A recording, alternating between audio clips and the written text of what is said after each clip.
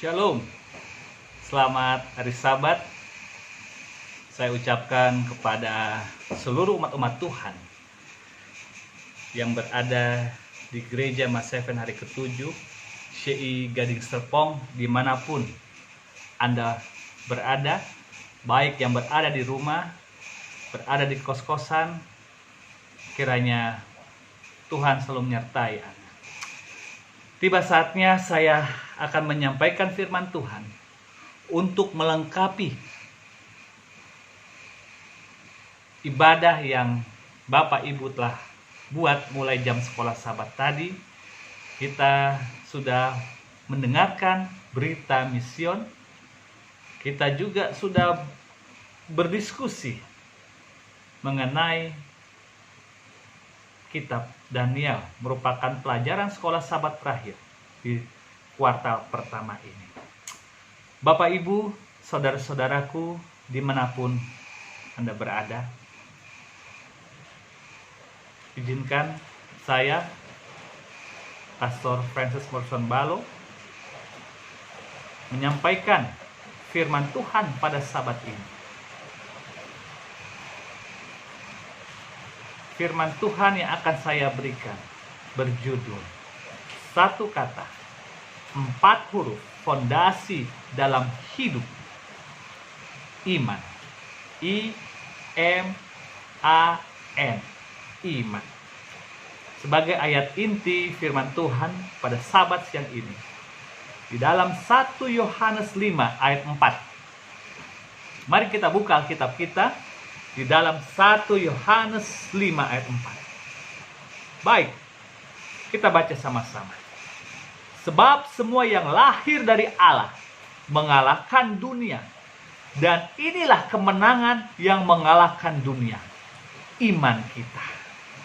Mari kita berdoa. Bapa yang ada di sorga, pada Sabat siang ini, hamba-Mu akan menyampaikan firman Tuhan pada umat-umat-Mu yang berada di CI Gading Serpong. Bapa, curahkan Roh Kudus-Mu. Biarlah firman ini menjadi kekuatan. Berkati hamba, sehingga firman ini pun dapat menjadi berkat juga bagi kami semua. Di dalam nama Yesus kami berdoa. Amin. Saudara-saudaraku yang kekasih dalam Tuhan, ini merupakan Sabat kedua kita beribadah di rumah. Karena situasi yang tidak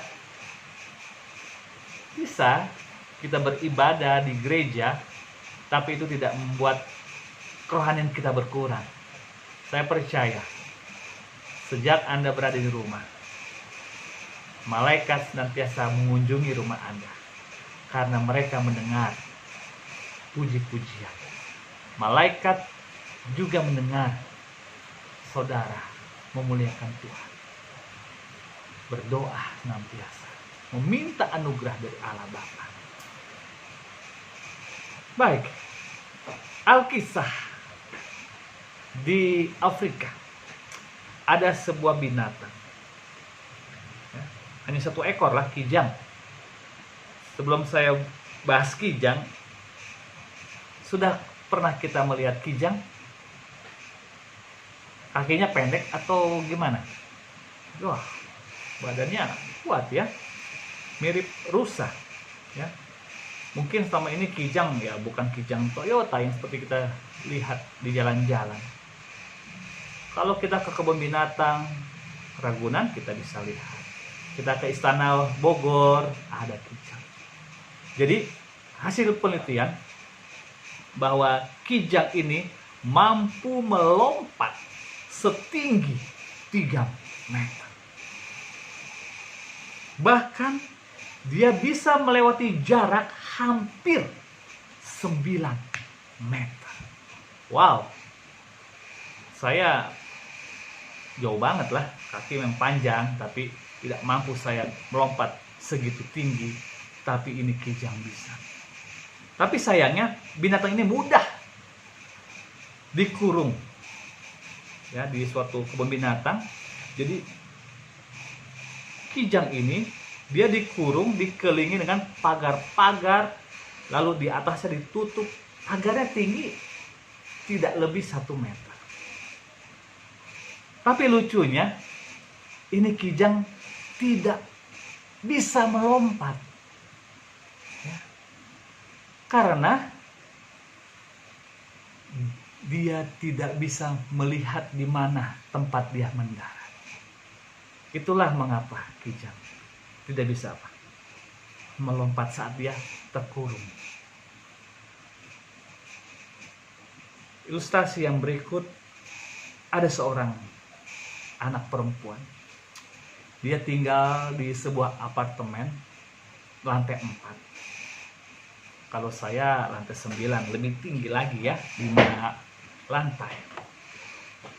Sedang asik-asiknya dia duduk di depan jendela, tiba-tiba apartemennya itu terbakar. Wah, terdengar suara ambulans. Waduh, pemadam kebakaran semua bisa melihat ini ada wanita. Semua teriak, ayo turun, turun. Kami udah siapkan jaring untuk menangkapmu. Tapi perempuan ini, dia tidak berani. Tiba-tiba terdengar suara. Suaranya seperti dia kenal. Ayo nak, turunlah. Jangan takut. Saya di bawah akan menangkap.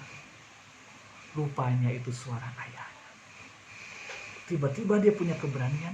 Dia coba memegang-megang. Ya, rupanya buta ini perempuan. Dan dia sampai di ujung. Dan dia melompat ke bawah. Berhasil ditangkap dengan jaring oleh tim penyelamat.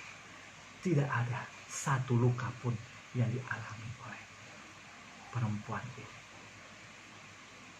Kenapa dia berani? Sedangkan dia tidak bisa melihat.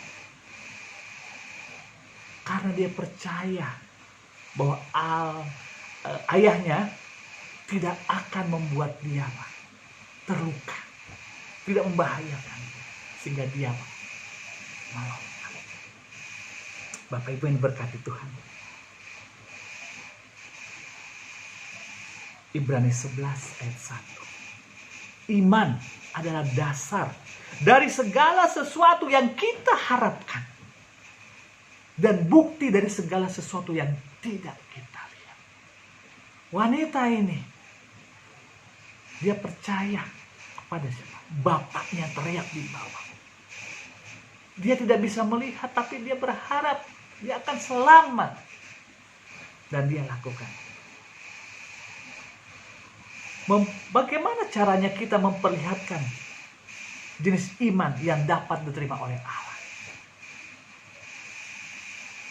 Caranya itu iman yang menang dalam situasi yang buruk sekalipun itu.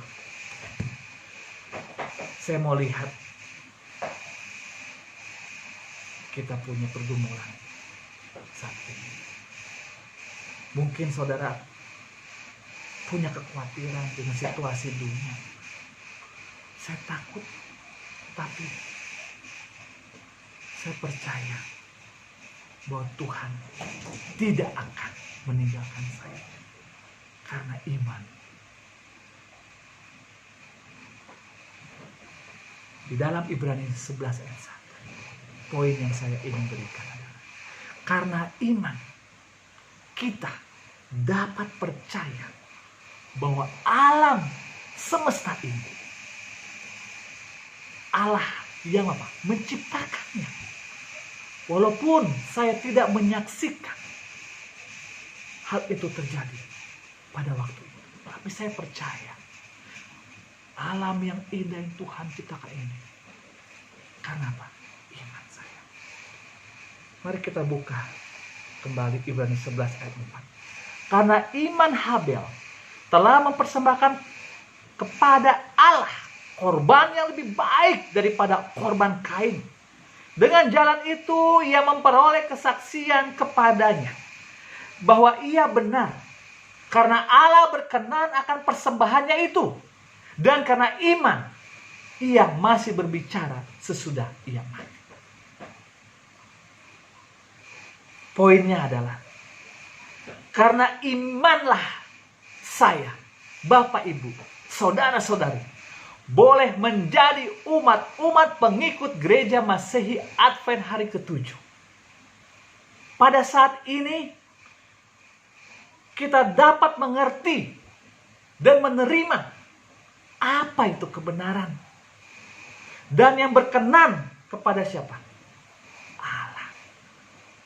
Di ayat ke-5. Karena iman Henokh terangkat supaya ia tidak mengalami kematian. Dan ia tidak ditemukan karena Allah telah mengangkatnya. Sebab sebelum ia terangkat, ia memperoleh kesaksian bahwa ia berkenan kepada Allah. Saudara-saudaraku yang diberkati Tuhan, poinnya adalah, karena imanlah kita sampai di dalam surga. Amin. Saya percaya iman bisa membawa kita masuk ke dalam surga. Sudah ada contohnya. Siapa? Henokh. Ya, jangan kita khawatir. Lihat, Henokh terangkat ke surga karena apa? Iman. Dia sangat setia kepada Tuhan. Saya percaya Bapak Ibu juga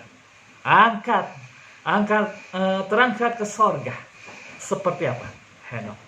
Baik, kita lanjutkan di ayat yang ke-7, masih Ibrani 11.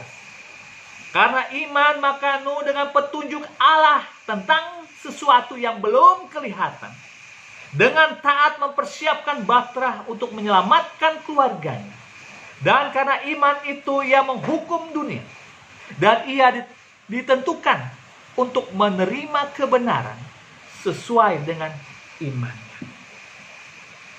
Karena imanlah kita dapat percaya apa yang akan terjadi di akhir-akhir zaman nanti.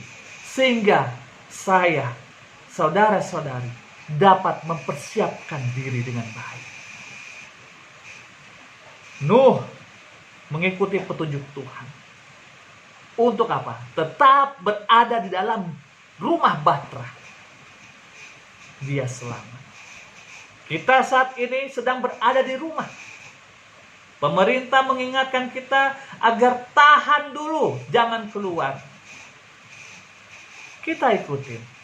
Kita bisa selamat. Dan iman kita akan kita hadapi akhir zaman ini dengan kekuatan. Mari kita persiapkan diri. Di ayat yang ke-8. Karena iman Abraham taat ketika ia dipanggil untuk berangkat ke negeri yang akan diterimanya menjadi milik pusakanya.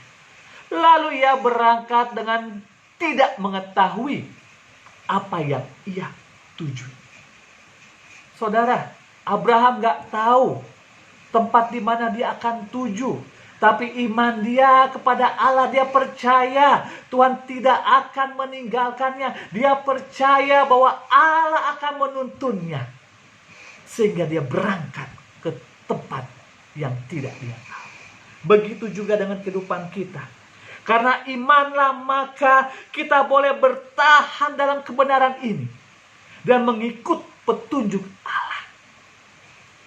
Karena imanlah saya masih mempertahankan kebenaran firman Tuhan. Untuk beribadah pada hari Sabat. Untuk menguduskannya. Di saat orang lain sedang bekerja. Karena iman saya percaya. Tuhan minta satu hari.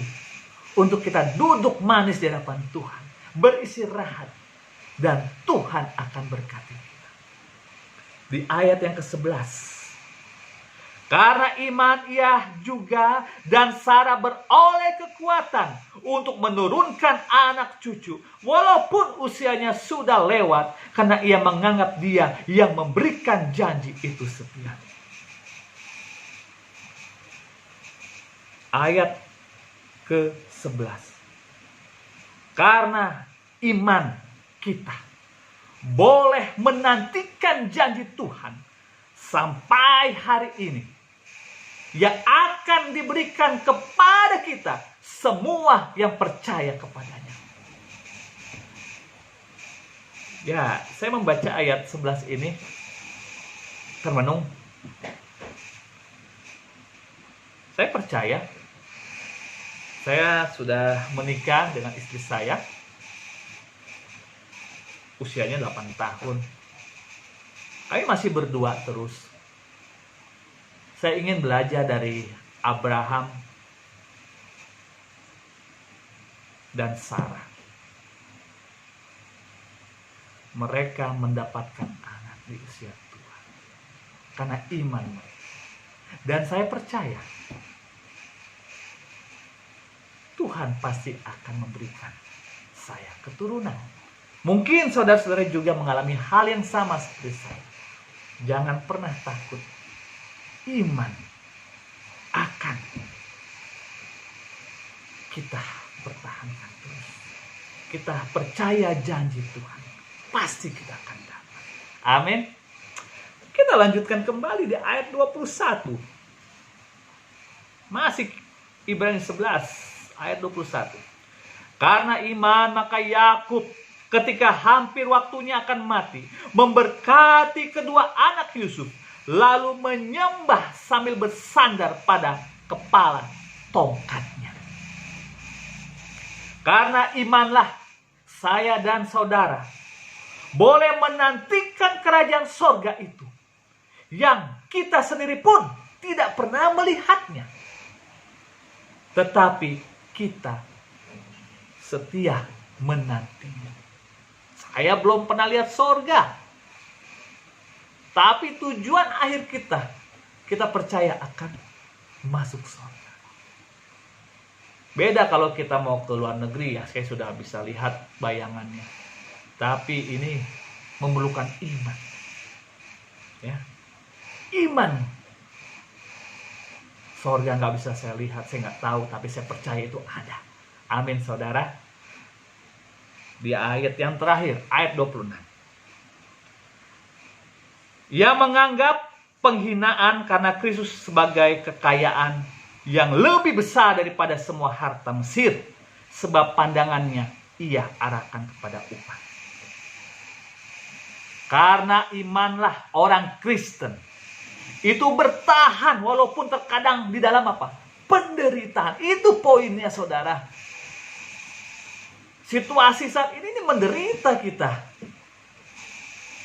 Tapi karena iman saya percaya. Saya sabar. Tuhan, saya sabar. Bahwa waktunya akan datang. Saudaraku yang kasih dalam Tuhan. Imanlah yang menyanggupkan kita untuk memandang ke seberang jalan. Ke zaman sekarang ini. Dengan beban dan tanggung jawab. Ke tempat yang besar yang akan datang. Di mana sekarang menyusahkan kita akan dijadikan jelas. Iman melihat siapa? Yesus. Pandanglah pada Yesus. Sebagai pengantara kita di sebelah kanan Allah. Iman memandang tempat kediamannya yang disediakan Kristus untuk mereka yang mengasihi Dia. Iman melihat jubah dan mahkota disediakan untuk orang yang menang dan mendengarnya nyian umat terpusat. Dikutip dari buku Pelayanan Injil halaman 230 Ellen G. White. Sebagai kesimpulan firman Tuhan saya sahabat ini, kita buka kembali 1 Yohanes 5 ayat 4. Sebab semua yang lahir dari Allah mengalahkan dunia. Dan inilah kemenangan yang mengalahkan dunia. Iman kita. Bapak Ibu yang diberkati Tuhan. Selama kita berada di dalam dunia ini. Kita akan melewati banyak hal. Jika kekuatan kita sendiri tidak sanggup melewatinya. Segala pergumulan, pencobaan menghampiri diri kita setiap saat. Namun, satu kata, 4 huruf, fondasi hidup kita. Dalam hidup kiranya apa? Kita dapat pegang teguh selalu iman. Saya percaya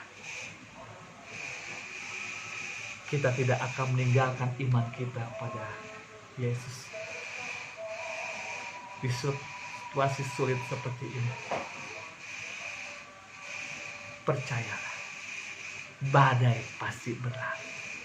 Yesus segera datang menjemput saya, saudara, dan kita semua yang memiliki iman kepadanya. Haleluya. Tuhan memberkati. Mari kita berdoa. Bapa yang ada di sorga, terima kasih atas firman yang telah menguatkan kami semua. Kami memiliki iman seperti Abraham, seperti Yakub, bahkan para pengikut-pengikut-Mu Tuhan yang setia. Curahkan Roh Kudus-Mu agar kami terus mempertahankan iman kami di dalam kebenaran. Iman kami kepada Yesus. Kami berada di akhir zaman. Permasalahan datang silih berganti Tuhan. Kami mungkin hampir menyerah. Tapi kami merasakan ada yang merangkul kami, memberikan kekuatan. Terima kasih Bapa, Kau sudah memberikan anak-Mu mati di kayu salib. Terima kasih ya Yesus, Kau sudah naik ke sorga dan meninggalkan Roh Kudus bagi kami semua. Biarlah kami dapat melalui hari-hari kami dengan baik. Situasi yang buruk di dunia ini, virus mematikan merajalela. Tapi kami tidak gentar karena kami punya Engkau, Allah yang Maha Pengasih dan Penyayang. Tuhan, berkatilah umat-umat-Mu yang ada di Syekh. Di saat mereka berada di rumah, Tuhan berikan kesehatan, kebahagiaan.